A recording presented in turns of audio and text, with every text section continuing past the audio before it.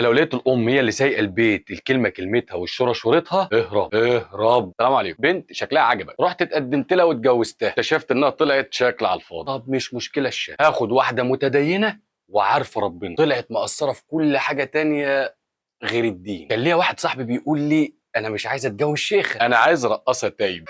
مش هقول على اسمك يا طارق، ما تخافش. طب خدت الرقاصه التايبه طلعت عايبه، فقدت الثقه وما عدتش عارف تختار مين. طب انت امرك سهل، انت اللي بتختار. امال الغلبانه بقى اللي مش بتختار دي تعمل ايه؟ دي قاعده منتظره العدد ودورها يا توافق يا ترفض، بس وهي ونصيبها بقى. ما انت لو مستنيه احسن واحد في الدنيا مش هتتجوزي ابدا. طب هتوافقي عليه وتتقبلي عيوبه وخلاص، تلاقي نفسك يا عيني بتدفعي ثمن الموافقه دي عمرك كله بعد كده. النتيجه خوف الطرفين من الجواز. شفت بعيني رجاله بتكبر من غير جواز لمجرد انه مش لاقي عروسه كويسه. امال ايه الامامير اللي في كل حته دول؟ خايف يلبس، وبنات زي الورد من غير جواز رغم ان اتقدم لهم عرسان كتير. خايفه يا عيني تعيش قصه حب مأساويه من اللي شايفاها في كل حته حواليها.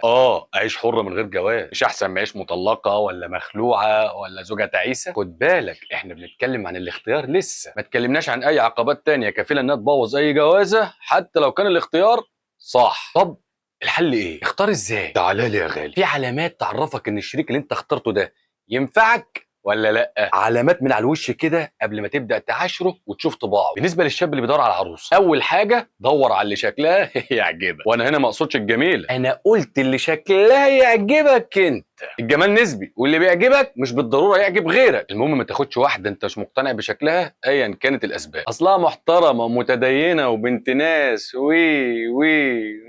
ما دام مش مقتنع بشكلها ومش عاجباك يبقى بلاش، عشان ما ترجعش تغلط بعد كده. ده انت لسه في حلاوه البدايات ومش مقتنع بشكلها يا معلم. امال لما تتعود عليها هتعمل ايه؟ عينك هتزوغ وتبص لدي ولدي ولدي واللي هناك دي. خد بالك غض البصر قبل الجواز اسهل بكتير من بعد. قبل الجواز انت عندك امل، بعد الجواز ما عادش في امل خلاص.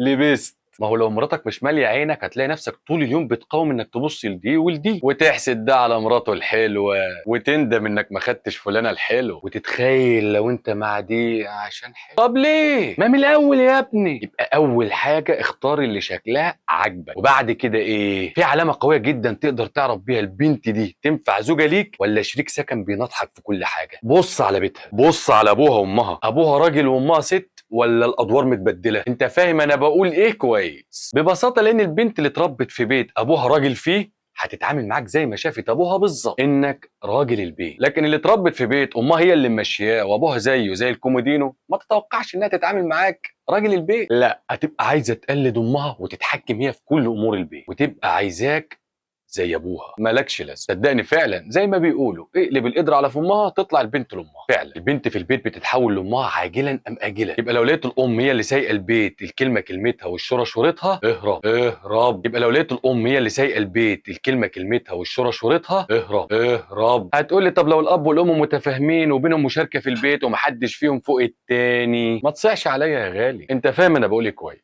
مهما كانت درجة مشاركة الأب والأم ومهما كانت درجة صلاحيات الأم في البيت، لكن بيبان برضه إذا كان راجل البيت هو اللي بيمشيه ولا لا. يبقى قلنا الشكل والبيت، فاضل لك عندي حاجة كمان، الطبع. للأسف الطبع مش هتعرفه كله بدري كده، بس تقدر تلمسه. شوف تعاملها مع اخواتها زمايلها جيرانها عامل ازاي، ده هيديك لمحة عن تعاملها معاك. بلاش اللي صوتها عالي، قلت لك بلاش. اصل انت يا غالي طبعك وحش وهتعك الدنيا في اول سنه. صدق اخوك، كلنا بنهبل وبنخبط في اول سنه جواز. انا بعترف لك والله، الشاب بيتفاجئ ان بقى عنده بيت وبقى هو الراجل الامر الناهي، فدماغه بتاخد فتره على ما تتظبط على السوفت وير الجديد. ساعات بيخيب وبيعيش الدور.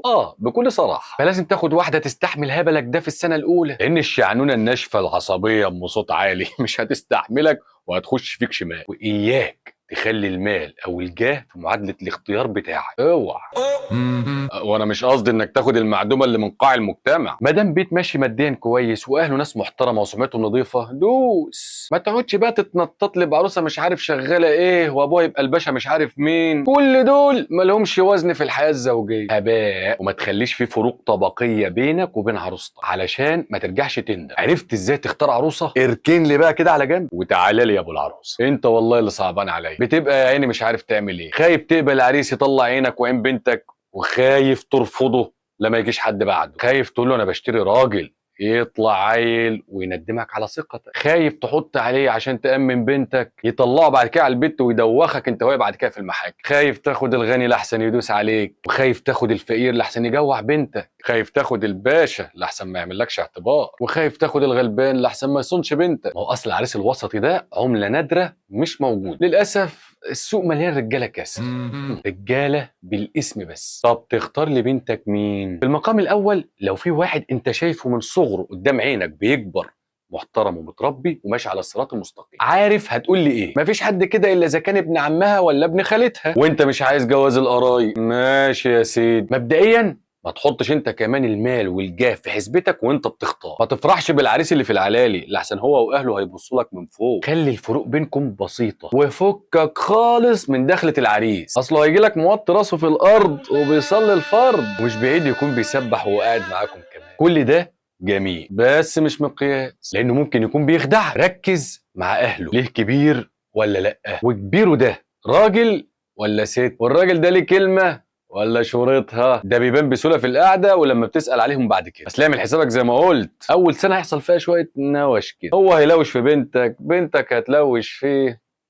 الضمان الوحيد ان السنه دي تعدي على خير ان الكبار يكونوا عاقلين. ابوه راجل عاقل وحكيم، هيصبر ابنه مره، هيراضي بنتك مره، هيعاتبك مره، او حتى لو انت عاتبته يتعامل معاك بحكمه. واخر حاجه اقولها لك، اختار لبنتك الشاب المشغول اللي بيشتغل كتير، لان ده مش هيبقى فاضي يدقق قوي في عيوب بنتك. ما هو اصل زي ما بيقولوا الفاضي بيعمل قاضي. والعريس الغني المتريش ابن الحسب والنسب اللي انت فرحان بيه ده، واللي غالبا بيكون فاضي، بقول غالبا، ده هيقف لبنتك على الواحد، واي لفظ او حركه بنتك هتعملها مش هتعجبه هيعمل منها مأساة إغريقية. ما هو فاضي بقى. ويا عم في ايه؟ ما تعمل لايك وشير وسبسكرايب، وتابعني على فيسبوك وانستجرام وتيك توك ويوتيوب. دور هناك على مصطفى ابو علي هتلاقيني قاعد مستني. اشوفكم الفيديو الجاي ان شاء الله.